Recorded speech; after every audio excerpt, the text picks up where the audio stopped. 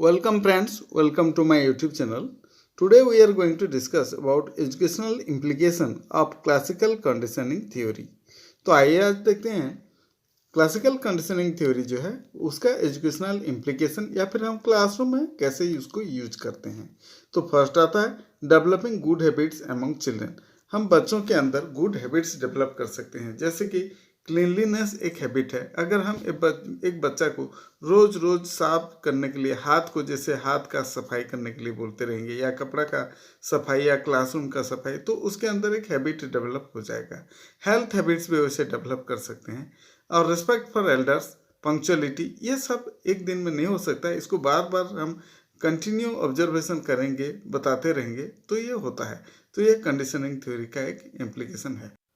Love and hatred, ये भी हम डेवलप कर सकते हैं। जैसे किसी चीज़ के ऊपर बहुत अच्छा या फिर उसको पसंद करना, ये भी जैसे कि मैथ्स एक सब्जेक्ट है, उसको कैसे पसंद करेंगे बच्चे, उसके जो पॉजिटिव चीज़ हम बताएंगे या फिर बच्चों को इजी प्रोसेस में हम देंगे, फिर इजी क्वेश्चंस देंगे, तो उसको धीरे धीरे वो लोग सॉल्व करेंगे और उसके प्रति एक पॉजिटिव एटीट्यूड होकर उनका अफेक्शन आएगा।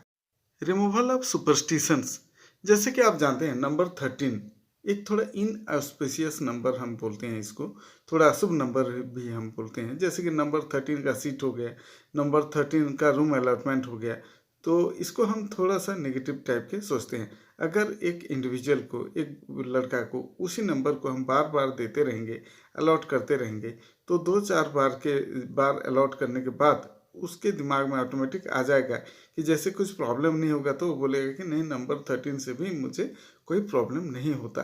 फिर उसको जो सुपरस्टिशन रहता है दिमाग में, वो आउट हो जाएगा, निकल जाएगा।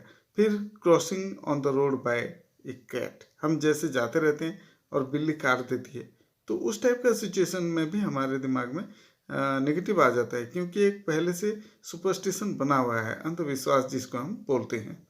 तो वैसे अगर हम बार बार इस चीज़ के ऊपर एक्सपोज करते रहेंगे किसी एक इंडिविजुअल को या लड़का को, तो वो धीरे धीरे उस दिमाग से हट जाएगा और वो जो सुपरस्टिशन है वो ऑटोमेटिक हम रिमूव कर पाएंगे एक इंसान से, एक बच्चों से। फोर्थ में आता है एटीट्यूड फॉर्मेशन। किसी एक थिंकिंग के ऊपर या एक ऑब्जेक्ट के ऊपर या फिर एक सब्जेक्ट के ऊपर हम यहाँ पॉजिटिव एटीट्यूड फॉर्मेशन ला सकते हैं। जैसे मैथ हो गया या इंग्लिश हो गया या फिर लिटरेचर हो गया, इसके प्रति हम पॉजिटिव थिंकिंग भी ला सकते हैं। फिर वैसे डांस, म्यूजिक, ये भी एक क्षेत्र रहता है, उसके प्रति भी हम यहाँ पॉजिटिव थिंकिंग ला सकते हैं। फिफ्थ में आता है लैंग्वेज लर्निंग। तो जैसे बच्चों के अंदर लैंग्वेज लर्निंग कैसे होता है कि पहले हम एक पिक्चर दिखाते हैं, तो बोलते हैं ये क्या है, तो वो बोलेगा मैंगो होगा, तो मैंगो बोल देगा।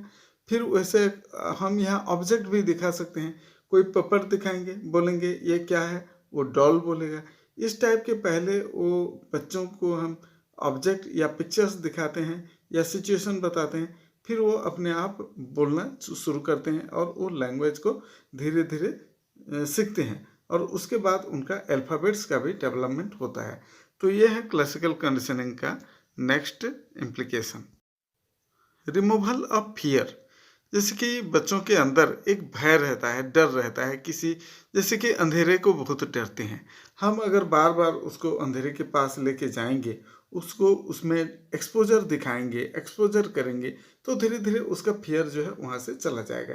जैसे वैसे यहाँ देखेंगे कोई इंग्लिश के प्रति या फिर कोई लिटरेचर के प्रति जिसका फियर रहता है, अगर हम उसको उसी सब्जेक्ट को बार बार पढ़ाएंगे, बताएंगे, तो उसका फियर वहाँ से चला जा सकता है। वैसे टीचर के प्रति भी एक फियर रहता है, उसी टीचर के साथ अगर उसको फेस टू फेस कराएंगे तो उसके प्रति जो फियर रहता है वो टीचर के प्रति वो भी चला जाएगा।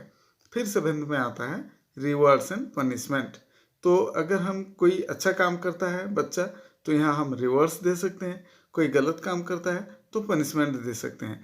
तो यहाँ अच्छे काम को हम रिवॉर्ड दे के स्ट्रेंथनिंग कर सकते हैं और जो गलत काम करता रहता है बच्चा, उसको पनिशमेंट दे के उसके बिहेवियर को चेंज करके वो रॉन्ग बिहेवियर को अवॉइड कर सकते हैं या फिर उसके दिमाग से, उसके बिहेवियर से आउट कर सकते हैं। तो दोस्तों, ये था कुछ educational implications of the classical conditioning theories. आपको डेफिनेटली ये वीडियो अच्छा लगा होगा और आपने एंजॉय भी किया होगा। वैसे और एजुकेशनल वीडियोस देखने के लिए आप ये चैनल को लाइक और सब्सक्राइब कर दीजिए। Thank you for watching. Bye.